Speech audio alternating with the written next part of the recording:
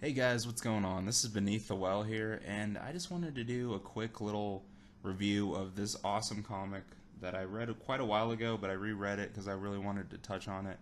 It's called Alex and Ada. It was written by Jonathan Luna and illustrated by Sarah Vaughn. And this is kind of a really cool story. I guess you could call it a love story, but it's more like kind of got drama elements in it.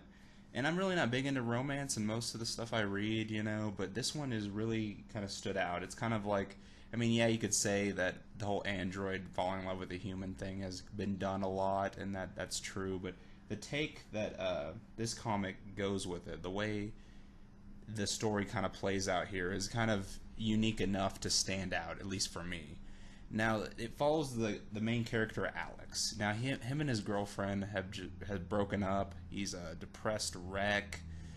It's been 6 months. She's moved all her stuff out. He's trying to cope with it and this and that. And his friends are like trying to encourage him to see other people, to move on. And he's just like he's not feeling it. And as his birthday's coming up, and he's talking to his grandma about just everything, just life, how he's doing, and his grandma's like, hey, you should get one of these new androids, because she has one herself, and she strictly uses them as sexual pleasure, stuff like that, and she kind of wants to help her grandson out, but his friends end up throwing him this surprise party. He goes there, kind of sees all these other couples together, kind of bums him out even more, and he kind of just starts thinking about things. And his friend, actually, one of his friends, Isabel, she actually really likes him, and I think you can kind of get the idea that she's kind of been waiting for her moment to strike, waiting for her moment to get Alex, and kind of for him to be freed up and over his past relationship, so she can kind of pursue her interest in him. And but he's obviously not feeling it that way, I don't think. But anyway, after the party, he goes home, and he comes home to find this package that's been delivered into his house, and this package is an android, and hence Ada. And Ada, he turns her on. He's like, oh my god, I can't believe my grandma did this, and he calls her up, and he's kind of mad, and he's like, damn, why'd you do this to me? But and he wants to send her back. He's trying to keep it on the low and all this stuff. He don't want anyone to find out about her.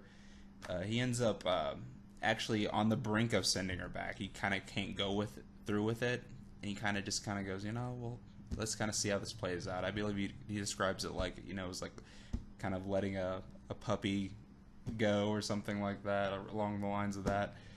But he ends up, keeping her in spite of his concerns and in spite of, how it looks, because this setting, these robots, there was an incident where there was one that kind of went crazy. Like whenever this technology first got made, this robot kind of went on a rampage and ended up killing some people before they could put it down. So it made it to where any androids had to have uh, a lot stricter technology in how they could think, and free will, free thought, and all that stuff. So the models that they're making now are a lot safer than before, but there's still this paranoia that's looming over this society because of this. And it really kind of makes this a lot more suspenseful, because yeah, the androids walk around people, they live among us and all that, or they live among them, but it's still like, people don't trust them. People are always in the back of their mind. They're like, these robots gonna snap? Are they gonna come after me? I don't know. So it's like there's a lot of tension with that. But Alex, he kind of, in spite of that, he's just like, I'm gonna see how this plays out. It's whatever. But like as he's, hanging out with Ada, trying to, he get to know her, kind of, and trying to see, how this is gonna work. He kind of gets disappointed with her. He's not disappointed with her but just as she is, like her personality. Like he didn't expect her to be so just a robot, which is kind of ridiculous because she's an android. But it's like he's wanting more out of the experience. She's so lifelike. But all she ever does is, it's like, oh well, if you like something, then I obviously like it. And he kind of just has this wanting feeling of like, I really wish she had her own personality. I really wish she was more human-like. She had free will. And that's when he ends up, he's searching through the web, through this thing called Prime Intelligence. Now, Prime is like this company that they implant this thing in your temple, and it actually gives you the ability to where you can surf the web, turn lights on and off, give commands, make phone calls through your thoughts, pretty much. And yeah, it's really free. I mean, I personally would never do anything like that, but I mean, this is the future, so hey. But he goes into this chat room through Prime Intelligence, and he's trying to find like the anyone that can kind of help him kind of figure this out, anyone that has any advice for him. And he goes into this one place, and it's called Degrees of Freedom. And inside this chat room, the administrator like kind of questions him about his intentions. You can tell there's kind of like some they don't private stuff going on. So he goes in there, and it's just a place where like these all these other robots. There are robots and people in here, and there's robots that have been able to break free of their sentient lock on their brain, so they can actually express themselves, have opinions, and all this stuff. And they're in the form as well. So I mean, he's in here, and he's like, and he ends up meeting this character named Levi, and he's one of the moderators of the forum. And he, gets him a drink. They're talking about it, and he's like, they're trying to see what he's kind of looking for, and he's just like, I just want her to, be more. I think she can be more than what she is, and I feel bad that she can't access that. Is pretty much is the gist of what he's trying to say. So like, there's this other character with Levi. When he meets him, they go into like a private chat room to discuss all this. And this other character, his name's Franklin, and he's an android too, and he's been freed of, so he can express himself and live his life. But for androids, when they do this, it's not like they get to live their life normally like any normal person would. It's like they have to be constantly under scrutiny. They have to always worry about, is someone going to freak out and think that I'm, going to kill them? And, they got to hide the fact that they're robots. They can't exactly just go walk around and do stuff like that. So Franklin is like trying to tell Alex all this stuff. It's like, hey, if you want to go through with this, these are the repercussions. This is what's going to happen. This and that, and he comes to the conclusion like, yeah, it's just, I don't want to sit here and go, what could have been. It doesn't feel right for her to be living like this, because these are this is AI, you got to think it's artificial intelligence. It has the ability to, it can have the ability to, without the locks on their brains, it can have the ability to express themselves, and it'd be like being a prisoner in your own body, and you can't ever do anything. So he feels bad, so he goes through with it, and he meets Franklin at this motel, and the only price he asks for, is funny enough, is some Philly cheesesteaks and Cheese Whiz. Because these robots, it's crazy, they actually run on food, so they eat human food. I think Ada was saying that she needed like 4,000 calories a day to sustain full maximum energy level.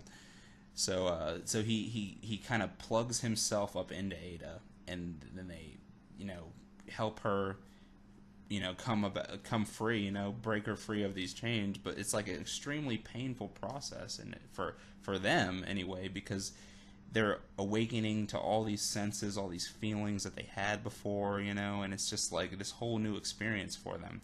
So pretty much the gist of this first volume of Alex and Ada is just setting up these characters, showing like the beginnings of Alex and Ada's relationship, and seeing like where it goes from there.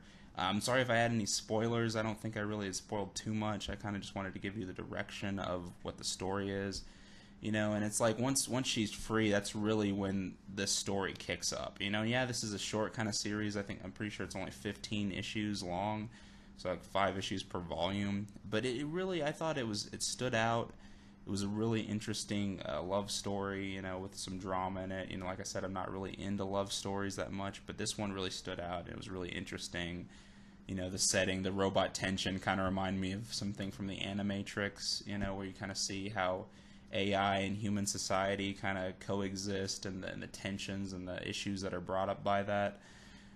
But it is a really good read. If you're interested in anything like that, I highly recommend it. There's not much I really want to say about it, because I don't want to ruin too much more of it. But it's like, you get to see like it raises a lot of questions about like AI and and especially nowadays, how things are getting growing more towards that direction.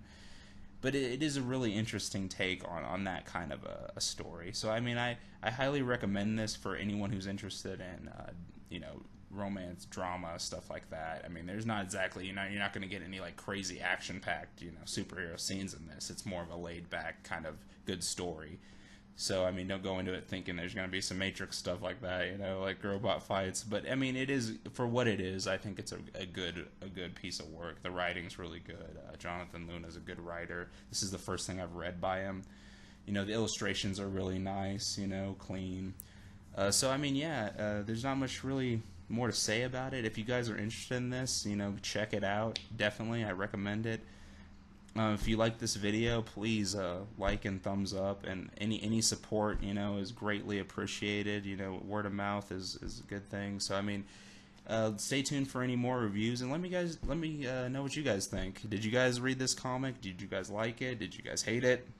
What do you think I should talk about next? What do you are there any comics along the lines of this that you guys would like to see me review?